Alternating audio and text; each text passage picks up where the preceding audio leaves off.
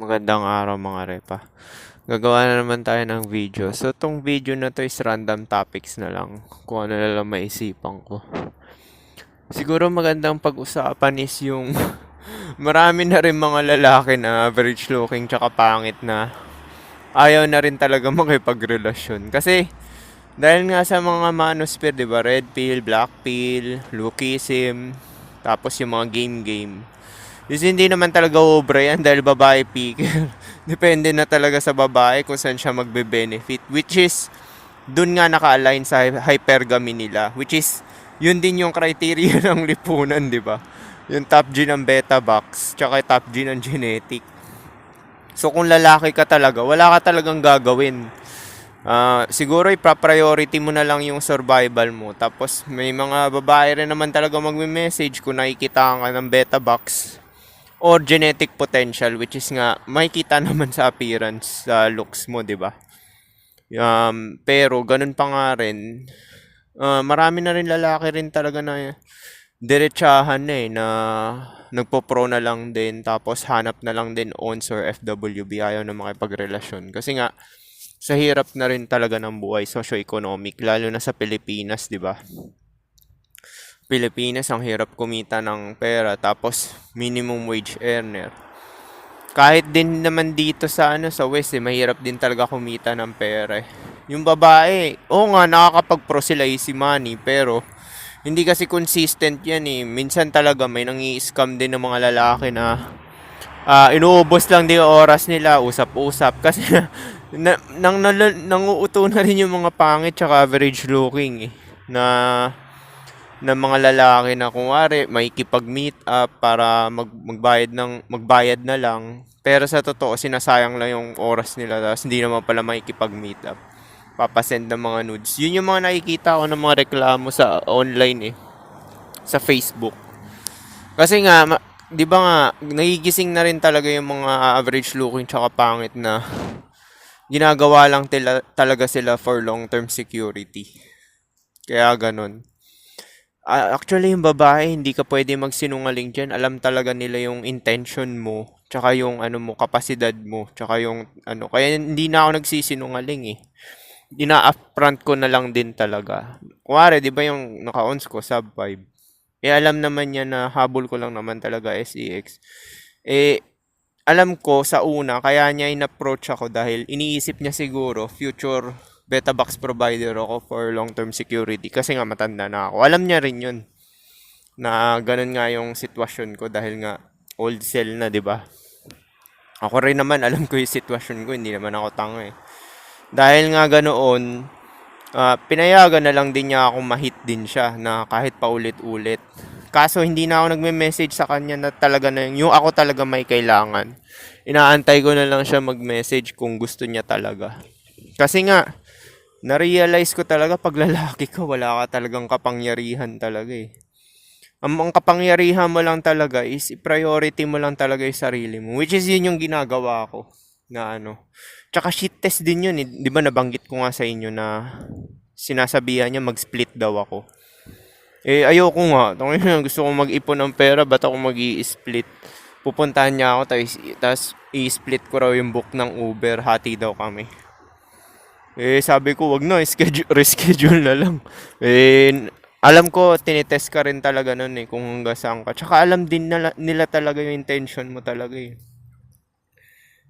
So far naman, kasi yung mga onset FWB na yan, alam ko, future prospect din talaga yan. Kaya sila nakikipagganyan. Pero sa may itsura nga, may itsura na lalaki.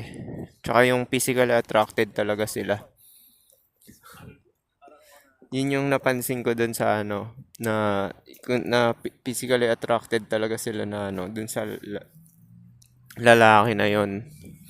Tapos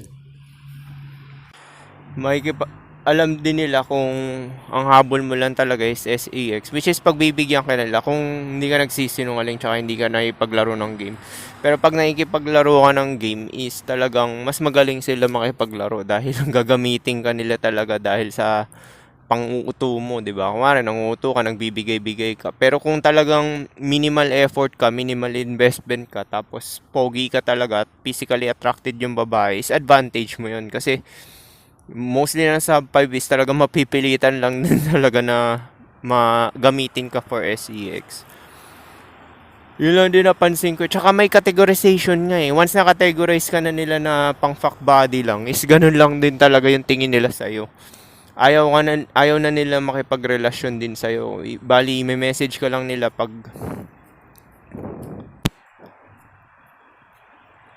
makikipag-SEX na sila. Kasi ganun yung na-experience ko dito eh sa dalawa kong naging ka-FWB. Dahil hindi naman nila ako nakikita na magko-commit. Tsaka is nagpapahit na lang din talaga sila. Pero yung treatment nila sa'yo is hindi ka nila ihahag. Basta wala talagang as in for purely last lang talaga. Tapos maghahanap pa sila. Napansin ko rin is meron pa silang ini-entertain. Parang gumagamit sila ng pangatlo. Parang tinitest ka nila kung magsiselos ka or hindi. Kasi ganun na ganun yung pattern. Yung ka-FWB ko na mataba, meron siya in-entertain na lalaki. Tinitingnan ko magsaselos ako. Tapos sabay, pero doon medyo na-attach nga ako doon o onte. Yun yung pagkakamali ko eh. Pero dito sa pangalawa, wala na talaga, natuto na ako. Ito naman, pinakita niya yung chikinini niya sa dibdib niya, dalawa. Tapos pinakita niya yung minute niya na tomboy, na babae na virgin pa. Yun din pala, may advantage din yung friends benefit na yan. Kasi nga, sinabi ko nga sa kanya na interested nga ako ng threesome. Is nagyayaya din siya ng mga ibang babae na pwedeng isama nga sa dun nga sa threesome na yan. Pero yung na-meet niya babae, matangkad pa raw sa akin yun eh. Tapos virgin pa. Ayaw daw makipag-threesome. So, nirespect na lang niya. Yun lang maganda kasi dito eh. Tatanungin mo talaga yung intention mo. Tsaka upfront na. Hindi na uso yung mga indirect approach. Yung mga kasinungalingan, hindi na obra yan. Wala na rin kasi talagang game din talaga. Kasi nga, gas-gas na yan. Alam na lahat ng babae yan. Ang habol ng babae ngayon, upfront na rin talaga. Sugar daddy, maraming pera for lifestyle. Sasagutin yung tuition fee nila. Yun na mismo talagang looking for nila. Tapos looking for magsho-shoulder sa lifestyle ko. Meron mga ibang lalaki na willing din or looking na may matitirahan ng ganito specific of time. Ganun na talaga ngayon. Kaya parang westernized na rin Pilipinas, di ba? Mapapansin mo, upfront na yung mga tao. Kasi yung western culture is ganyan yan eh, upfront. Hindi nagsisinungaling yan. Meron pa rin mga nagsisinungaling pero mostly talaga sa western countries, ayaw nila magsayang ng oras. Kasi uso nga dito yung pagka nangloloko ka or pwede ka kasuhan. Kaya mas maganda, diretsuin mo na talaga kung ano pakay mo. Kasi uso ang kasuhan sa western countries pag nagsisinungaling ka eh. Diyan din sa Pilipinas, di ba? Ganun na rin ang nangyayari. Upfront na rin yung mga babae. Ayaw na mag-entertain ng ka-ons or FWB kung hindi pogi. Autopass daw pag hindi pogi. Tapos sabay pag walang pera, walang meet up. Ibig sabihin kasi ng meet up is pagpopro yan eh. Kasi marami na rin talaga mga lalaki ngayon na talagang dahil gusto nga ng validation sa babae, dahil usap-usap, gala-gala, labas-labas, willing sila na ganun, na gamitin sila ng babae kahit na walang kasiguraduhan ng SEX. Yan yung mga beta condition ng mga naniniwala na magkakaroon sila ng pamilya at anak in the future. Meron pa rin mga lalaki na ganyan mag-isip. Nako, 2024 na. Tira-tira na mostly ng babae. Tsaka ang dami ng mga body count yan. Wala namang masama sa body count pero the more ng promiscuous yung lalaki at babae is may chance din talaga na mag-cheat yan in the near future. Hindi lang naman sa babae yan, sa lalaki rin yan. Kasi nako-compare ko rin sa akin eh. Kasi kung may opportunity talaga, kunwari nasa relasyon ako, may opportunity talaga na nagbato talaga na babae sa akin, matitempt din talaga ako makakapag-cheat ka talaga. Lalo na hindi ka brainwash, yung hindi ka naniniwala sa monogamy. Tapos yung opportunist ka na tao kagaya ko, talagang ganun yung gagawin mo talaga. Lalaki at babae ito ah. Kaya minsan parang yung ibang mga lalaki, Sinishame nila yung mga babae na mataas daw body count, hindi na magko-commit. Nako, ganun din yung promiscuous na lalaki. Paano ko nasabi? Ganun din ako eh. Hindi ako nag-cheat, sinasabi ko upfront. Pero parang considered na rin yun sa mata ng Pilipino. Pero sa Western culture, hindi kasi upfront ka eh. So yun yung sinasabi ko, both gender to. Tapos sinishaming lang ng lipunan yung babae. Hindi na obra ngayon yan dahil sexually liberated na sila yan. Yung mga babae ngayon binigyan na rin sila ng trabaho. Ang downside lang niyan is habang buhay na magtatrabaho yung mga babae ngayon. Kasi nga ayaw na nila mag-commit sa pangit tsaka average looking na lalaki. Tapos mostly din naman ng mga yan is SEX lang din habol, tapos pangit din yung treatment sa kanila. Kung ganun lang din, magpahit na lang sila sa pogi dahil hindi naman naiiba yung treatment nila eh. Kaya nga yung mga nagre-reklamo na babae, kasi backup plan nila yun yung mga average looking tsaka pangit. Yung mga average looking tsaka pangit, yan yung mga naggumagamit na indirect approach, yung mga nagsisinungaling, tapos yung mga kung ano-anong promise na hindi naman talaga totoo. Sooner or later, pagkatagalan is bigyan sila ng SEX is bigla namang go-ghost or hindi na magpaparamdam. Kaya nga, hindi na talaga papatol rin yung mga babae. Pag nadala na yan, hindi na papatol talaga yan sa mga average looking o pangit. Which is nangyayari na talaga sa western country yan. Di ba nga 80% nga talaga dim undesirable and attractive, di ba? No chance na talaga hindi bibigyan ng chance yan. Nasasabi ko yan kasi biruin mo, bakit yung sub 5 ko na katrabaho, bakit niya ako pinatulan, 38 na ako. Ibig sabihin, priority pa rin yung looks tsaka yung status na Kasi sa akin, overall sa akin meron na akong looks. Although old sell na ako, pero meron ako status tsaka pera rin. Kahit papano. Kunwari naman, biglang nakadisgrasya ako ng sasabihin ko, kakausapin ko na ng babae, magtrabaho ako hanggang 50 lang Tapos ikaw na sumagot sa akin ng 15 years. Sa 15 years, pagka naka-receive na ako ng pension, ikaw naman yung ng pension ko. So, ganun lang, palitan lang talaga para Pero, wala talaga akong kapasidad talaga maka-reproduce kasi nga sa varicocele ko. Tsaka hindi ko rin plano yan dahil uubos ng oras yan Tangina, bili na lang ang dumbbell, 15 kg pang isolate. Medyo nakaka-addict siya kada off ko nga talaga. Parang nauubos oras ko sa kaka-stretching, exercise pa araw. Doon pa nga lang ubos na oras mo talaga Kaya sabi niya, tama yung sinabi ni Piolo Pascual na na hindi mo kailangan ng relasyon Basta pagka, nakafocus ka sa survival mo, tapos marami kang pang-cope entertainment. Tapos, maganda yung kinakain mo, healthy yung kinakain mo, tapos yung lifestyle mo, healthy overall, is parang fulfilled ka na rin talaga. Usually yung ipipani rin ng lalaki is about survival din talaga yan Lalo na dyan sa Pilipinas, both gender talaga nagkakaipipan. Ipipan ni Pace is priority ng both gender is survival. Nare-realize na nila yan. Ako 28 ko yan na-realize na nasabi ko, although pinipilit ko naman din talaga na maka-abroad dati, tsaka pero may humahad lang din talaga Pero hindi ko na minasama yun kasi may SSS na rin ako. Yun yung kapalit nun. May pension na ako ng SSS pagka 60 na ako. Pero mababa yun, di asaan yun. Baka 4,000 lang yun. Gas-gas lang yun, pang 4,000. 1.5 week lang yun ng karne. Ubos na yun Solo ka pa nun, solo ka pa. Paano kung may kasama ka, ka-live-in ka, diba? So parang rin yun. Yun yung sinasabi ko sa inyo na both gender to, yung mga ipipani face na lalaki at babae is dun din talaga bagsak sa survival din talaga. Tsaka ganun na yung sistema niyan, gamitan na lang din talaga. Kagaya nung sa akin yung sitwasyon ko, 'di ba? May message lang ako ng babae kung gagamitin ka for sexual pleasure lang din talaga kung gusto niya na ma-pleasure siya. Ganun din, di rin siya kumikilos. Princess lang din siya sa kama. Tsaka hindi na ako nagme-message kasi nga ayoko na ng ano eh, ng kagaya dati yung ano, yung parang iisipin niya mababa value mo. Kasi kinategory ka na niya ng ganun. Ibig sabihin siya talaga may power nun.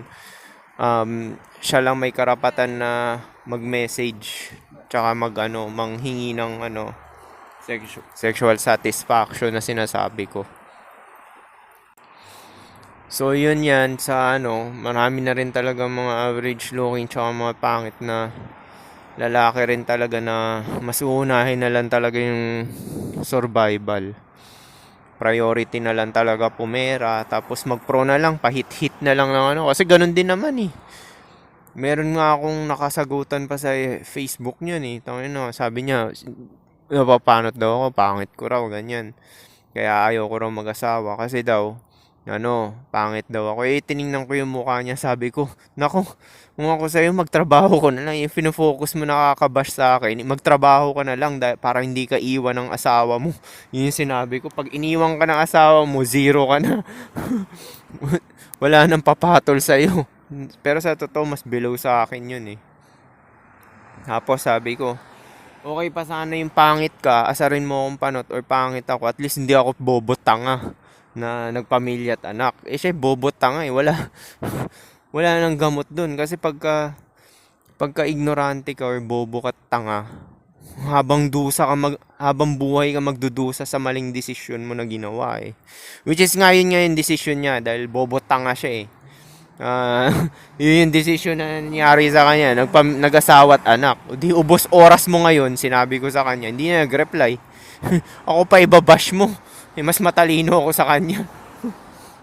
Yun naman kasi ng priority ng mga average looking tsaka pangit eh, magpamilya dahil nga nauto sila ng genetic legacy nga na kailangan yung genetic line mo magpatuloy, which is yan talaga yung program ng default ng realidad na to, lahat ng living organism. Kaya nga nandito yung black pill na channel ko na aalisin sa inyo yung illusion ng genetic line dahil iisang consciousness lang tayo, walang genetic line. Ginawa na yan ng aso sa kanto na ipagkantutan at nag-reproduce. Ginawa na rin yan ng mga insekto, langgam, at kung ano-ano pa. Illusion yung genetic line, sinasabi ko sa inyo. Dahil bawat living organism may kani-kanilang pangangailangan din. Kahit nga yung parents, illusion din yan eh. Isang living organism lang yan, ang purpose lang yan para i-replicate lang yung DNA niya. Kaya siya nag-reproduce, yung nanay at tatay mo. Pero yung nanay at tatay mo hindi rin naiiba yan sa ibang ibang blood. Wala yan, yung blood na yan, yung blood na yan is illusion yan. Hindi yan programming lang yan sa utak ng tao na blood is thicker than water, mga parang ganyan. Pero sa totoo, isang consciousness lang tayo, mother nature, which is material rin. Matter, isang consciousness lang to, subdivided ng solid, liquid at gas. So yan, yung mga blue pill mindset nyo, alisin nyo na yan. Genetic line ng puta. Wala na yan. Di mo, kahit anong bash nyo pa sa akin na puta, sayang naman yung kapugian mong mag-anak ka. Uhubusin oras ko niyan eh. Tapos sabay doon lang mapupunta yung pera at oras ko. Wag na lang. Kaya yung mga nagbabash sa inyo, kuwari kayo, average looking kayo or pangit, binabash kayo ng ganyan, sineshaming kayo na ganyan, na wala nagkakagusto sa inyo. Okay lang yan, mga pre. Okay lang yan na i-bash kayo kahit walang nagkakagusto sa inyo. At least hindi kayo bobo tanga. Sabihin mo, okay lang naman ako eh. Ikaw, bobo tanga ka. Dahil ubos oras mo ngayon. Dahil sa illusion na genetic line na yan. Which is totoo naman talaga. Illusion naman talaga yan. Dahil yung anak mo, pag lumaki yan, sariling survival niya rin yung atupagin niya. Pero na lang talaga kung may spirito yung tao na yan na talaga marunong lumingon. Mostly ng tao carnal eh. 90% nga ng tao carnal eh. Posibleng lumingon yan. Pwede ka alagaan kung may pamana ka. Paano kung paycheck to paycheck ka lang din? Pwede ka alagaan kung talagang marami kang binigay dun sa na yon, lilingon din yon. Pero gaano ba realistic yan? 90% nga ng tao is carnal based nga. Default program yan survival. Lahat ng living organism dito or creatures is selfish. So, gaano ka kasigurado na aalagaan ka at may makakasama ka na panghabang buhay? Yan yung sinasabi ko sa inyo. Dahil bawat individual dito ay sarili pa rin nila talagang survival yung iisipin nila. Magkagipitan man yan. Patunay na nga lang yan, di ba? Yung kay Carlos Yulo na yan. Di ba? Yung pamilya niya hindi sumusuporta. Tapos kung kailan lang nagkapera, doon na biglang bumait. Inaako na siya. Di ba? Yan yung sinasabi ko sa inyo. Magkagipitan man, which is tungkol lang sa survival yan at pera-pera, is talagang ilalaglag ka niyan kahit pa sabihin mong kapamilya mo yan. Dahil yung genetic line, blood, or kapamilya is illusion din yan. Bawat individual nga, paulit-ulit ko na sinasabi sa inyo, is selfish.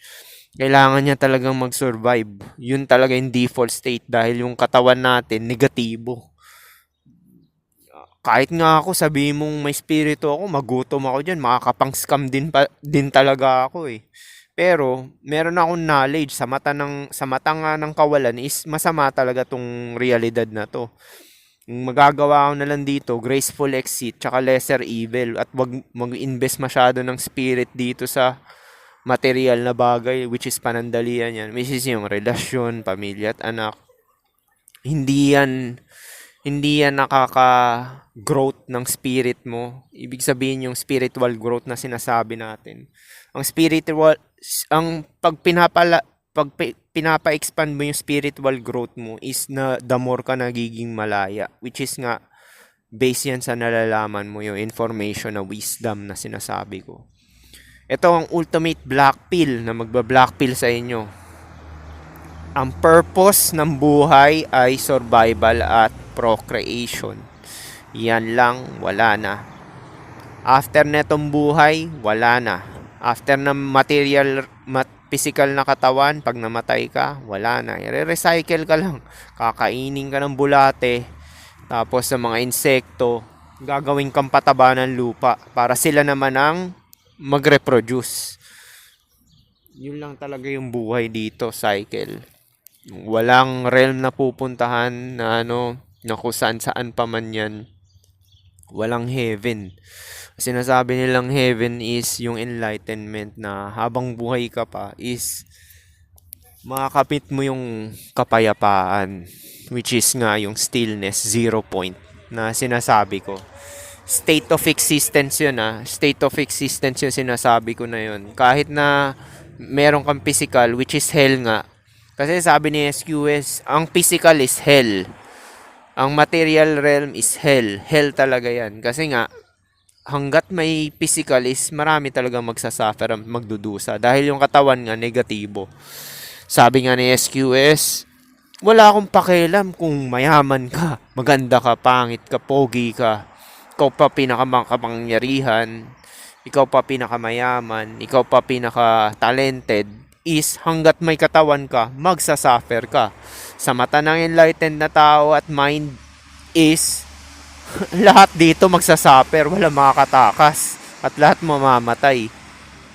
Pero habang nabubuhay ka is pwede mo matap yung sinasabi ko na kapayapaan, which is nga yung enlightenment, na para ka na rin talagang patay, wala kang mararamdaman na emotional roller coaster.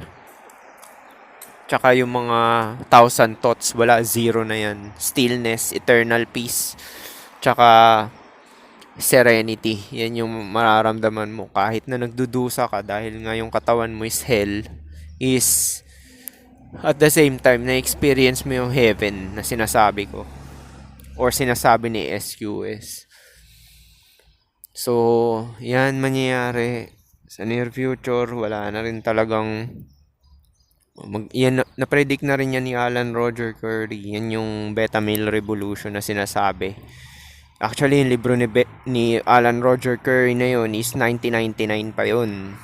So, na-predict na rin niya yung ganito nga na mangyayari na Marami rin talaga mga lalaki na magigising din. Yung mga average looking tsaka pangit na sinisave lang sila for long-term security. Which is nga beta boxing. Pero kahit naman dati pa yan naman din talaga na yung ano talaga yung priority ng mga babae pag namili talaga sila eh. Yan talagang beta boxing. Mas nangingibabaw yan kaysa genetic din talaga eh. Kasi genetic line, konti lang naman talaga yung mga pogi eh. Gaano ba karami ang pogi sa lipunan? 'Di ba 20% lang yan? Heteronormy pa yung kalahati. 10% heteronormy. So mangilan-ngilan lang din talaga yung may mga itsura. Di ako nga heteronormy ako eh. Kaya nga binibreak ng rules. Biruin mo 'di ba? First date 'di ba? Lay agad. Ganun yan pag sub 5 eh. Pag sub 5, first date pa lang talaga. Pero pag sub 5 yan, hindi yan malilay ng normie. Hindi yan malilay ng normie talaga dahil pangit na nga siya eh. Sub 5 na nga siya eh. Papalay pa siya sa normie. Kaya yung mga ilang date pa yan or kung ano-ano pang kagaguhan ka bullshitan. Kaya nga sinabi ko sa inyo, prioritize nyo na lang talaga, pumera na lang talaga. Tapos kung nagkakaroon man kayo ng sexual urge, mag-pro na lang kayo, mas maigi pa. May peace of mind pa kayo at hindi na kayo guguloy ng babae. Kasi hit-hit lang naman eh.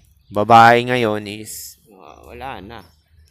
Tatrabaho na lang sila. Which is in the long term naman din talaga, marami na ring benefits yung mga babae. Sa kanila pa rin talaga papabor tong lipunan eh. Tsaka baka nga sa Pilipinas magkaroon na ng sperm bank din talaga eh. Yung masasala, yung mga talagang may mga inferior genetic. May posibilidad na mangyari yan yung sa Pilipinas, yung sperm bank na yan. Kaya yung mga sinasabi nila, Ofi-dofi yung pinipili. Aminado ako dyan, pero yung treatment ng basehan kasi, majority nga talaga ng mga lalaki at babae na mga nakikita mo nagre-reproduce is average looking tsaka pangit. Pero, ang totoong katayuan nila sa relasyon din talaga is yung beta box provider talaga yan, or silbidor. Yun talaga, hindi mo maano yan kasi long-term security. Yung babae pa rin ng priority dahil sila picker eh. Kaya yun yung sinasabi ko sa inyo. Ang treatment is base sa looks talaga. Pwede naman din yung gawing beta yung pogi. Kung papayag yung pogi, kung maraming option yung pogi, di ba? Tsaka alam nung pogi yung game na ginagamit lang siya dahil ang nagba-blackpill talaga, babae. Sino ba namimili ng player, 'di ba? Sino ba namimili ng player? Magiging player ba yung pogi kung hindi siya pinipili ng mga babae? 'Di ba? Yun yung sinasabi ko. Yung mga Facebook influencer, kahit si Yulo, sa totoo lang, kahit pilitin pa ni Yulo na, maraming pera si Yulo, 'di ba? Kahit piliin niya maging player is makakaspin din siya ng plate dahil sa pera niya. Totoo rin naman yan, aminado ako niyan. Pero, yun nga, beta box provider pa rin talaga yung pagpili sa kanya. Tsaka, dahil sa height niya, mukhang mahihirapan siya makapag-spin ng plates din. Siguro kung papagamitin siya ng kapote, pwede. Kasi sa height niya talaga, yun talaga yung biggest blackpill talaga. Nakaka-apekto rin talaga yung pagpili na yan eh. Yung physical appearance din talaga eh. Yung height, yung mukha, bone structure. Kaya yan eh. Depende talaga yan sa priority ng babae. Either beta box ba or genetic. Mostly na sub 5 genetic priority niyan. Kaya nga sila nag-i-stem max eh. So paano? Yun na. Yun lang siguro. 30 minutes na. Peace.